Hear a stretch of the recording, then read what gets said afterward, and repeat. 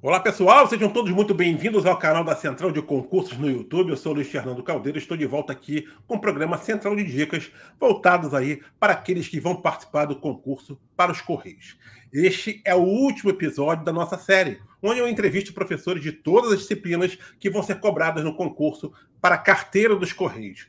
Para fechar com chave de ouro, nós vamos falar sobre a disciplina de língua portuguesa, que é a disciplina que tem aí o maior número de questões e o maior peso também. E para dar dicas de estudo sobre essa matéria, eu trago aqui ao Central de Dicas, né, o nosso querido e competentíssimo professor Dorival Conte Júnior. Tudo bem com você, mestre? Obrigado aí por participar mais uma vez aqui do programa Central de Dicas. Fala, Luiz Fernando, bom dia. Bom dia a todos. Sejam muito bem-vindos. Prazer estar aqui com vocês. Vamos lá. Vamos trazer umas dicas aí para esse pessoal aí, para ir para cima desse concurso dos Correios aí. Com certeza, que era um concurso aguardadíssimo, né? E temos aí em São Paulo 334 vagas para carteira, um quantitativo muito bom, né? Então, com certeza tem muita gente que vai fazer esse concurso aí, está interessado nas dicas do professor Dorival Conte Júnior. Mas antes de iniciar aqui meu bate-papo com o professor, eu quero deixar aqueles 2 recados já rotineiros. O primeiro é para lembrar vocês que a Central de Concursos está com turmas abertas para quem quiser estudar para o concurso de carteira dos Correios. Para obter todas as informações, você pode acessar nosso site, centraldeconcursos.com.br, ou então entrar em contato pelo telefone 11 3017 8800. O meu segundo recado é aquele tradicional também, né? De deixar o like nesse vídeo e, digo mais, de se inscrever no canal, caso você ainda não seja um inscrito. Tá legal, pessoal? Dá essa força aí pra gente, para que esse conteúdo aqui consiga chegar a mais pessoas interessadas em participar do concurso de Correios e também fortalecer aqui o nosso canal no YouTube. Recado dado, vamos agora então começar o nosso bate-papo com o professor Dorival Conte Júnior. Mestre, como eu já adiantei aqui na introdução, né, língua portuguesa é a disciplina com o maior número de questões na prova, né? Das 50 questões, 15 de português. Cada uma delas valendo 2 pontos. Somente português tem peso 2, né? Matemática tem peso 1,5, as outras só tem peso 1 ou peso meio.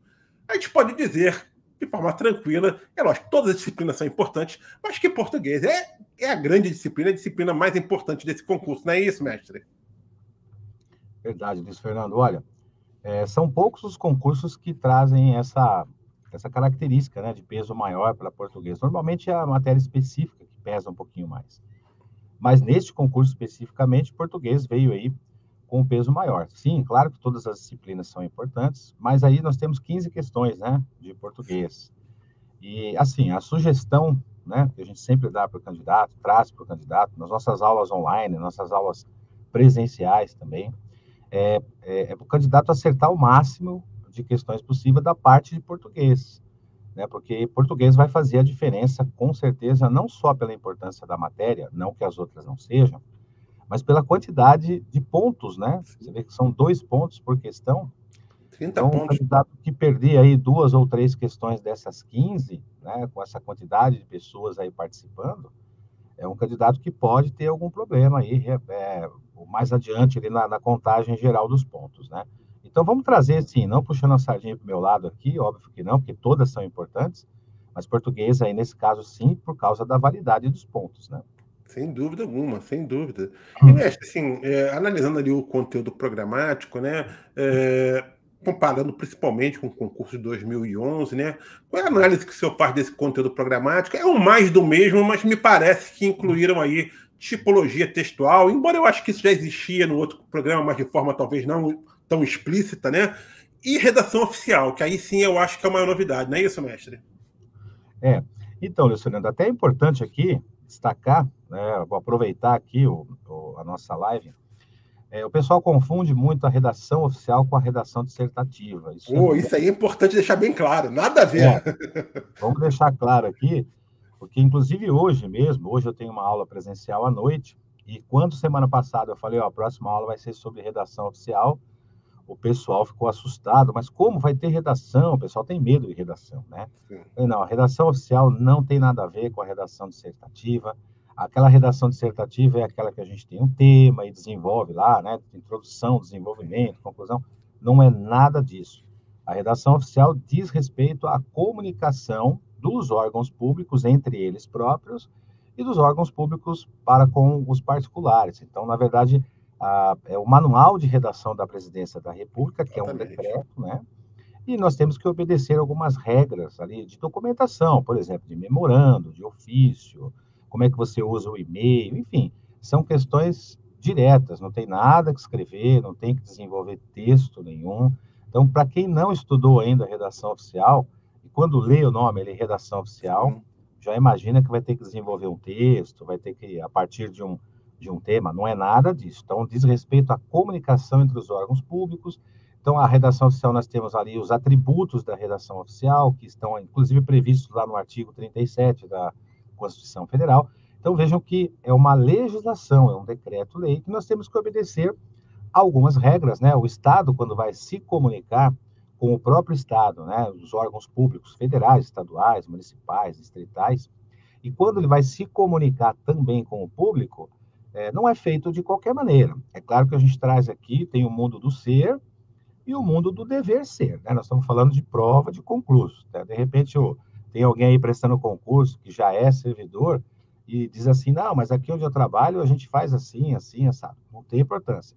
Nós estamos falando de concurso público, nós temos que seguir a legislação. Então, resumindo, redação oficial nada mais é do que a organização da comunicação entre o Estado, né, entre um órgão público e o outro, ou mesmo dentro dele próprio, o interno, né, ou da comunicação dele para com o público. Então, nós temos uma regra a ser seguida desses documentos, etc. Isso aí não tem nada a ver com a escrita. Então, fiquem tranquilos, você que vai prestar o concurso do Correio, você não vai ter que desenvolver texto nenhum a partir de um tema, tá?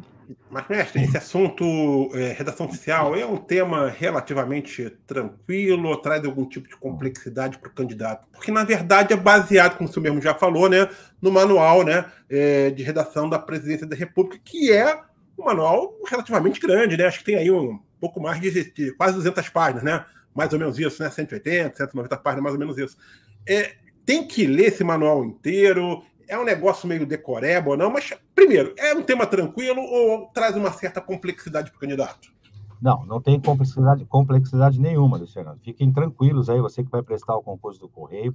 Realmente é um manual, ele é extenso, mas as bancas examinadoras, e a IBFC não é diferente, porque eu já fiz uma pesquisa em relação a questões de provas anteriores, inclusive questões de 2024, né, com esse assunto, né, Manual de Redação da Presidência da República.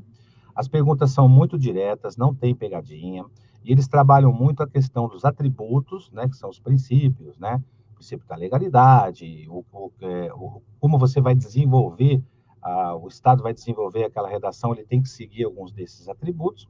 Então, eu ficaria assim, nós temos duas partes, né, o manual de redação desenvolvido em duas partes que interessam para o concurso. Pelo menos as questões anteriores dessa banca, elas mostraram isso.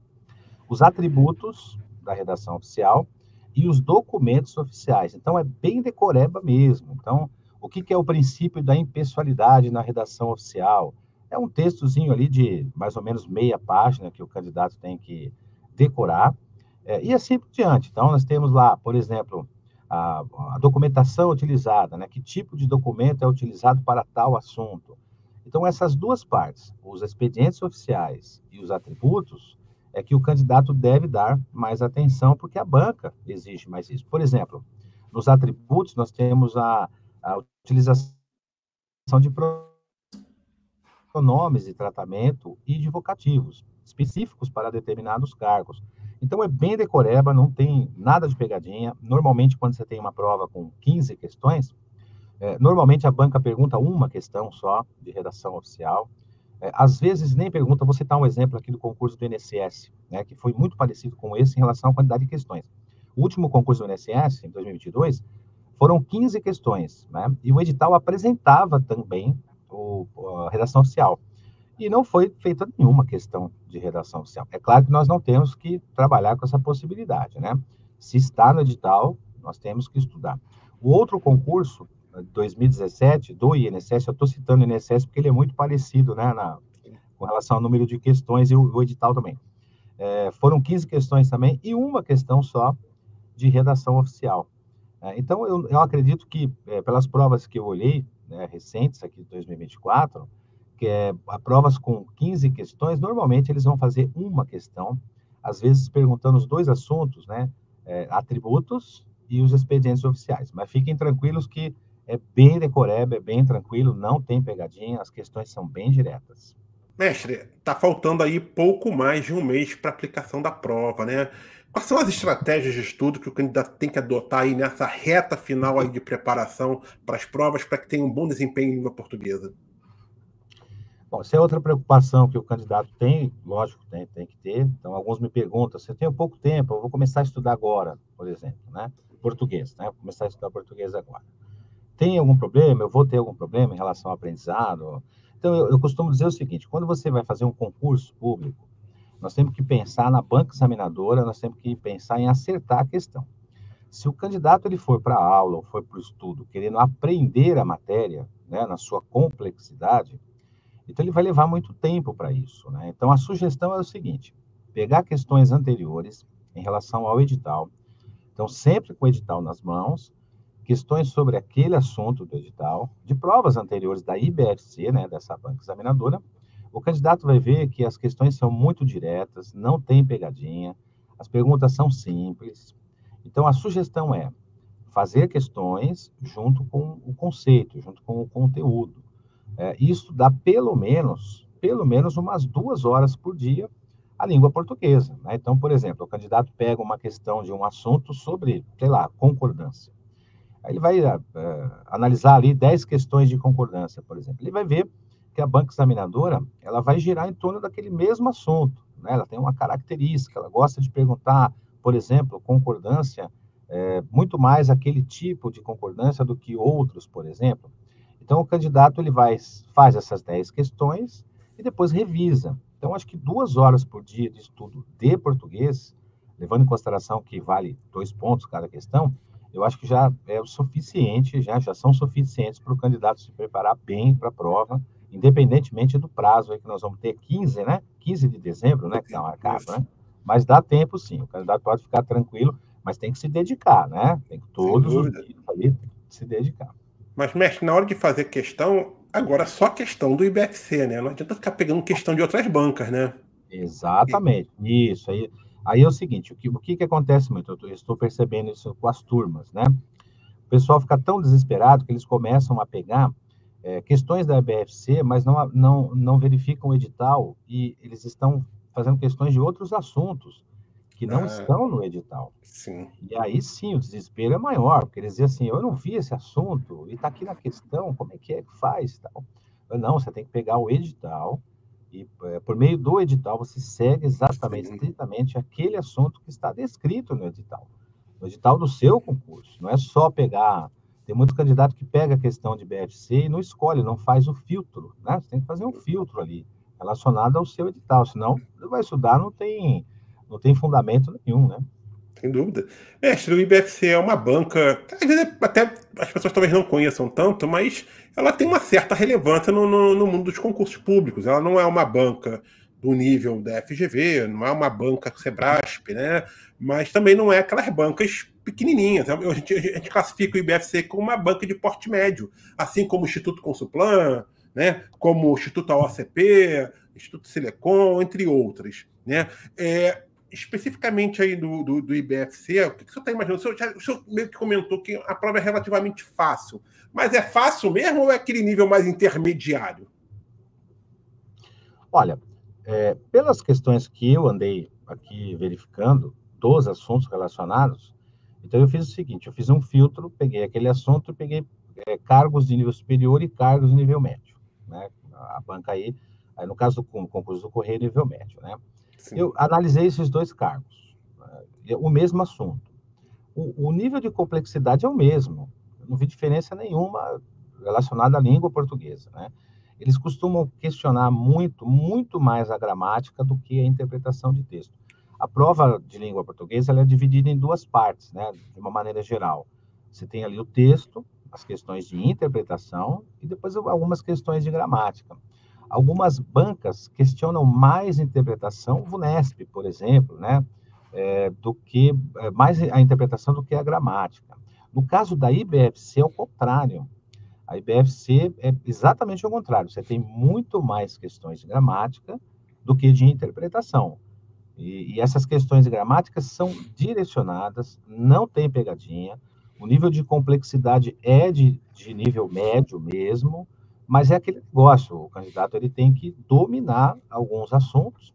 Agora, tem um detalhe, viu, Luiz Fernando? Eu comento isso com o pessoal quer aprender a gramática em um mês, né? Não só a gramática, mas outras matérias também. Vamos falar da língua portuguesa. Ele quer aprender em um mês a língua portuguesa. Né? Coisa que ele viu lá na época da escola, nós todos aqui, né?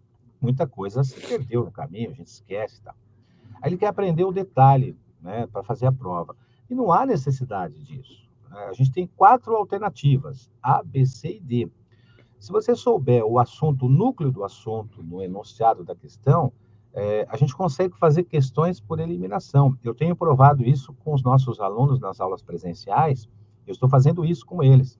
Eu coloco o assunto e a gente responde a questão por eliminação.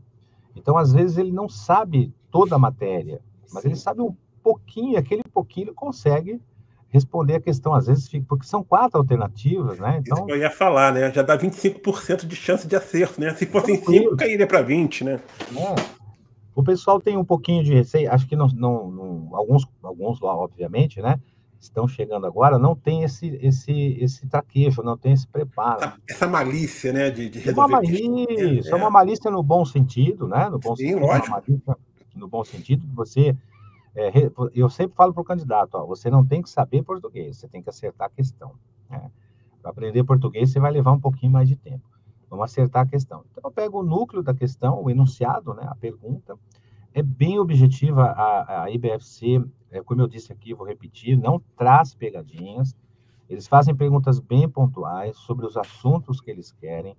Nada fica no ar, assim, para o candidato ter que interpretar. Então, por exemplo, eles vão perguntar sobre classificação do sujeito. Então, eles vão colocar, marque a opção em que o sujeito é classificado como composto, por exemplo, né? Então, a palavra-chave é esse sujeito composto, né? Então, o candidato, opa, o que é um sujeito composto? É isso, isso, isso. Então, eu vou eliminando. Bom, não é a A por causa disso, não é a B. E, às vezes, o candidato responde sem saber a questão inteira. Né? Então, é uma técnica que a gente usa. Sem dúvida, sem dúvida. Mestre, você falou aí que é uma banca, digamos assim, gramatiqueira, correto? Mas, assim, só imagina, assim, são 15 questões, né? Só acredita que a prova vai trazer o quê? Umas 5 questões de interpretação de texto, compreensão de texto, o resto de gramática. Como é que você imagina essa proporção? Porque deve cair alguma coisa de interpretação também, né, mestre? Sim, claro, né? Olha só, eu peguei aqui 10 provas anteriores, né? Eu sempre trabalho com esse número, né? Vou pegar 10 provas, um número fechado, de nível médio, né? Daquele assunto. Eu verifiquei essas 10 provas de 2024, depois eu peguei mais umas 5 provas de 2023 para fazer uma comparação. Então, a média, né? Claro que não é uma exatidão, porque a banca sabe que nós vamos olhar as provas anteriores, é óbvio, né? Eles sabem disso. Mas a média é em torno disso mesmo. É um texto para o candidato responder. Uma ou outra prova aparecia uma charge ali para o candidato analisar, mas é muito pouco, mais essa característica da VUNESP, né? Então, é mais ou menos isso. 2, 3 questões ali, umas 3 questões de interpretação mesmo de texto, né? De acordo com o texto, segundo o autor do texto, né? Aquela questão de sentido, né? De palavras, ele põe um trecho, destaca ali 2, 3 palavras e pergunta qual o sentido daquela palavra, a substituição dessas palavras por outras, né? Sem alterar o sentido. Questão de vocabulário mesmo, né? Sim. E uma questão de tipologia textual. Você comentou aí da matéria de tipologia textual que entrou, né? Que também é tranquilo, né? A tipologia textual diz respeito à característica do texto, narrativo, dissertativo, né? Texto injuntivo, enfim, é bem decoreba mesmo. Então, eu apostaria aí, Luiz Fernando, em torno entre 4 e 5 questões necessariamente de interpretar mesmo o texto e o restante de gramática. Legal, mestre. Agora, assim, em termos de texto, são textos longos, cansativos, e os enunciados da banca são bem curtinhos. Como é que é? A parte, digamos, mais visual da prova. A tendência, pelo menos que eu vi nessas provas anteriores aí, uma prova ou outra que o texto era um pouquinho maior, Mas veja só, o pessoal se assusta, né, com o tamanho do texto, né? Eu falo para o candidato, nós somos visuais, né? O brasileiro é visual. A gente pega a prova, isso é uma característica nossa, não é uma crítica, obviamente, é uma característica, né? Uma cultura nossa. Então, a gente pega um texto, a nossa tendência é olhar o tamanho do texto. Né? A gente pega uma pergunta, a nossa tendência é olhar o tamanho da pergunta, né? Olha o tamanho do texto, tem, sei lá, 10 parágrafos, tem... A pergunta aqui tem 2 parágrafos e tal. Não se preocupe com o tamanho do texto. Né? Então, a orientação é a seguinte: pegou o texto, em vez de ler o texto inicialmente, leia o enunciado da questão primeiro. Veja o que o examinador está perguntando e destacar as palavras-chave. Aí sim, depois você pode ler o texto com mais tranquilidade, né? Mas a sugestão é fazer as questões de gramática primeiro. E se você me permite aqui, Luiz Fernando, já que nós estamos falando desse assunto, deixa eu até completar aqui. O pessoal pergunta, professor, como é que eu vou saber se a questão é de texto ou de gramática?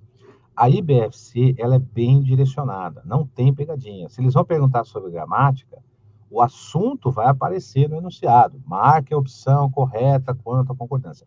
Eles gostam muito do não, né, a IBFC, aquelas questões assim, de todas as alternativas abaixo, acontece isso e isso, exceto, então tem que tomar um pouco de cuidado com esse exceto, né? Você está perguntando errada, por exemplo, né? Os verbos destacados estão corretos, né? Exceto o verbo tal, enfim. Eles gostam muito dessa coisa de faz a pergunta do certo, de repente aparece um errado ali. Então, o candidato tem que ter bastante atenção, mas é bem direcionado, os enunciados são bem claros, não tem pegadinha, falo até para o candidato, peguem as provas anteriores, olhem lá, vocês mesmos, né? Vocês vão ver que é bem direcionado, não tem pegadinha, é bem tranquila a prova. Perfeito, mestre. Às vezes o candidato fica naquela, né, pô, uma prova de concurso, tem que ter uma pegadinha aqui. Tá ali com a questão certa, eu sei que é essa daqui, mas acho que não, vou marcar outra só porque deve ter alguma pegadinha. Não, então confia exatamente, né, no seu sentimento, porque provavelmente a banca não vai querer te ludibriar, né, digamos assim. Sim. Né? Legal, mestre. Eu queria que quando a gente falasse aqui, mestre, para mim eu acho que é o ponto aqui central do nosso bate-papo, né? Eu queria que você apontasse para a gente aí quais são aqueles assuntos assim que você acredita que, pô, caramba, vai cair na prova, não tem jeito, são assuntos recorrentes que a banca IBFC costuma cobrar sempre na prova. Se quiser, inclusive, fazer aí as suas apostas em termos até de tema e questão, fica à vontade. O senhor já falou que devem ser 4 ou 5 questões de interpretação. Então, na teoria, nós teríamos aí 10 ou 11 questões de gramática, né? Dentro da gramática, quais seriam as suas apostas? Bom, então é o seguinte, a língua portuguesa, a gramática é dividida em 2 análises. A gente tem a análise morfológica e tem a análise sintática, né? A famigerada análise sintática, que o pessoal tem um medo danado da análise sintática, né? Então, nós aprendemos inicialmente, lá na época da escola, a análise morfológica, que é muito mais simples, é muito mais rápida de fazer. E depois a análise sintática, ela deu um pouquinho mais de trabalho. Tem muita gente que tem trauma de análise sintática. Mas, como eu digo aos candidatos, a base, né? O candidato ele quer construir a casa pelo telhado, né? E não dá, você tem que construir pelo alicerce, né? E o alicerce é classes de palavras, que é a morfologia. Então, o candidato pega lá a matéria de classes de palavras, e ele tem que saber identificar um substantivo, saber para que serve um pronome, essa parte de morfologia. Eles costumam fazer questões também, isso vai aparecer na prova, com certeza, a gente vai ter uma questão de morfologia, o candidato saber... Desculpa, questão de quê? Morfologia. Morfologia, isso. Classes de palavras, artigos, adjetivos, pronomes, numerais, né? E como eu disse aqui, as questões são bem direcionadas, então eles vão perguntar, por exemplo, das alternativas abaixo, a única que não apresenta, sei lá, verbo no infinitivo é. Então, o candidato tem que saber o que é um verbo no infinitivo, né? Um verbo terminado em R. O verbo destacado no gerúndio, na linha tal, indica que uma questão de interpretação dos verbos. Isso aparece bastante também, né? Agora, o que eles dão prioridade, realmente, o que tem mais é a questão de análise sintática, perguntando classificação do sujeito, perguntando para assinalar a alternativa em que o verbo é transitivo direto, né, por exemplo, ou então colocando uma frase, destacando um termo e perguntando qual é a função daquele termo, Aí vai aparecer lá objeto direto, objeto indireto, complemento nominal. Então, eu apostaria aí, pelas provas que eu vi, né, anteriores, que eles dão um pouquinho mais de ênfase na parte de análise sintática. Termos da oração, para ficar bem claro aqui, ó, termos essenciais, sujeito e predicado. Então, vamos fechar aqui para o candidato ter uma direção, né? Pega termos das orações, que são os termos essenciais, sujeito e predicado, os termos integrantes, o objeto direto, objeto indireto, complemento nominal, os termos acessórios, os adjuntos, adnominal, adverbial, o aposto depois por fora ali vocativo. Esses são os termos da oração. Então, eu daria ênfase, como eu estou fazendo aí com os candidatos, a esse tipo de assunto.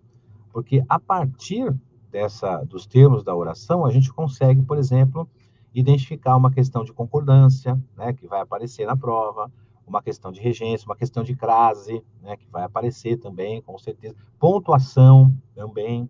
Então, a parte de análise sintática, eu daria mais ênfase nessa reta final aí até a prova. Perfeito. Conjunção também é um assunto que geralmente as bancas gostam muito de cobrar, né, mestre? Acha que, por exemplo, qual matéria? Conjunção sim, é um assunto que as bancas gostam muito de cobrar. O IBFC também? Então, eu encontrei poucas questões de conjunção, mas aparece. Mas a questão de conjunção está lá na morfologia também, né? No assunto morfologia. Eles pedem muito a classificação da conjunção com relação ao sentido. Então, é outra parte decoreba também, né? Saber se a conjunção é causal, se ela é condicional, se ela é concessiva. Então, uma sugestão para o candidato. Peguem lá as conjunções na gramática, nos livros, enfim, no material que o candidato tem para estudar, e ele vai pegar aquela conjunção que se caísse na prova dele hoje, ele erraria. Sabe aquela coisa assim? Fala, olha, essa conjunção aqui, eu nunca tinha visto essa conjunção. Se eu tivesse na prova hoje, eu erraria essa conjunção. Então, qual que é a sugestão? Vamos anotar essa conjunção e anotar o sentido dela e substituir por uma que você conheça. Eu vou dar um exemplo para você. Existe uma conjunção por quanto. É uma conjunção que quase ninguém usa. Apareceu numa prova de BFC, essa conjunção por quanto. E a classificação dela é causal. É uma conjunção causal. E é uma frase curtinha. Se você trocasse por porquê, esse por quanto, o candidato imediatamente já saberia que aquele por quanto seria trocado por um porquê, que é uma conjunção causal. Então, vejam, eu nunca vi essa conjunção na vida. Estou vendo ela hoje. O que eu vou fazer? Eu vou pegar esse por quanto, vou anotar aqui no meu caderno. Ao lado, eu vou colocar uma conjunção que eu conheço, né, que eu vou substituir, por exemplo, nesse exemplo que eu citei, o porquê ou o pois. E do ladinho eu vou pôr ali, causa. E todo dia eu vou olhar aquilo ali. Perfeito. Seria a sugestão para você estudar conjunção. Sempre tem uma questão de conjunção também. Perfeito, mas então aqui para a gente encerrar o nosso bate-papo, eu queria que você deixasse uma mensagem aí para os candidatos, para que eles tenham um excelente desempenho na disciplina de língua portuguesa, mas não só na língua portuguesa, mas como na prova como um todo mesmo. Legal, então é o seguinte, ó, sugestão também, né? Essa é uma mensagem aqui, eu sempre coloco como sugestão, né? O candidato ele tem que ter tranquilidade, né? Não pode se desesperar, como qualquer coisa que a gente vai fazer na vida, né, Luiz Fernando? Se você se desesperar, você perde o foco, né? E ter organização, então organiza. O que eu vou estudar hoje? Hoje eu vou estudar matemática, por exemplo. Eu vou estudar, sei lá, potencialização, não sei se tem essa matéria lá, um exemplo. Então, eu vou estudar isso aqui hoje. Só estuda aquilo. Terminou matemática, por exemplo, que é uma ciência exata, vai para português, né? Para você diferenciar, para o seu cérebro não ficar guardado só naquilo, é cansativo.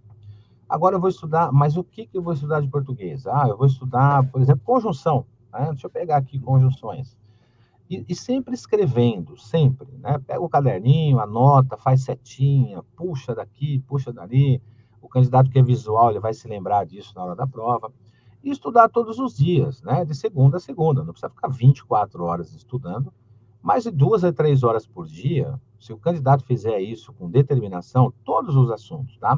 Ele vai conseguir, com certeza, ter um ótimo desempenho, porque a maioria, Luiz Fernando, não faz isso, né? A maioria que vai prestar, eu vejo, por exemplo, o candidato falando assim, vão ter não sei quantos milhões de inscritos, né? Aí ele só inscrito, não é um candidato verdadeiramente. Exato, aí ele começa a fazer aquelas contas, são X candidatos por vaga, será que eu tenho chance? Eu falo para o candidato, enquanto você está fazendo isso, tem alguém estudando, né? enquanto você está se preocupando com o número de vagas e número de inscritos, então, como você falou aí, Luiz Fernando, eles são inscritos, eles não são potenciais, né, que vão disputar uma vaga. Você pode contar aí, minimamente, poucos candidatos estão preparados para isso, porque realmente você precisa ter dedicação. Então, força aí para o pessoal que vai prestar esse concurso, vou falar aí para a galera aí que está desesperada, aí eu vejo os candidatos falando, professor, é pouco tempo. Não é não, não é não. Estude de 2 a 3 horas por dia, de forma organizada, de preferência, se afaste daquilo que pode tirar a sua atenção, como, por exemplo, o WhatsApp, né? O WhatsApp hoje é um veneno, né? O candidato está ali estudando, aí aparece uma mensagem e fala, deixa eu dar uma olhadinha, aí não sai mais, né? Então, organização, determinação, calma, encontrou uma questão que tem dificuldade, anota, né? Faz uma pergunta para o professor, né, da sua matéria, do seu curso especificamente. Aqui, por exemplo, na central de concurso, aí na Degrau também não é diferente, a gente dá todo o suporte para o candidato, né? Para ele ficar realmente à vontade e ir tranquilo para a prova. O nosso objetivo é fazer com que o candidato se dê bem na prova, né? Não tem outro objetivo. Sem dúvida. Mas com certeza isso vai acontecer, vai dar certo. O pessoal vai se dedicar e vai dar certo. Show de bola, sensacional, professor Dorival Conte Júnior. Quero aqui mais uma vez agradecer a sua presença, que realmente foi espetacular. Tenho certeza que as suas dicas aí, orientações vão ajudar bastante aí todos aqueles que vão participar desse concurso para a carteira dos Correios. E fica aqui o convite para o senhor voltar numa outra oportunidade para a gente falar sobre um outro concurso qualquer. Tá legal, mestre? Muito obrigado pela sua participação. Obrigado, Luiz Fernando. Um abraço para você aí, a todos aí da Central e da Degrau também, e a vocês aí que acompanharam aí os candidatos. Força, e nos vemos lá na aprovação. Sem dúvida, mestre. Obrigado. E, pessoal, eu também vou ficando por aqui. Como vocês já sabem, durante esse especial Central de Dicas para os Correios, eu entrevistei professores de todas as disciplinas que vão ser cobradas na prova do concurso para a carteira dos Correios. Então, se você perdeu algum episódio, confere aqui na nossa playlist do Central de Dicas, aqui no canal da Central de Concurso no YouTube. Não se esqueça também de dar o seu like nesse vídeo, de compartilhar o link com seus amigos aí pelo WhatsApp, pelo Telegram, qualquer outro meio digital aí. Compartilhe. Esse conteúdo, eu não tenho dúvidas, que vai ser muito importante para todos aqueles que vão participar desse concurso. No mais, acompanhe as nossas redes sociais e a seção de notícias do site da Central de Concurso, porque a gente está sempre aí trazendo informações do que está acontecendo de mais importante no mundo dos concursos públicos. Um grande abraço a todos e até a próxima, gente. Valeu, tchau, tchau!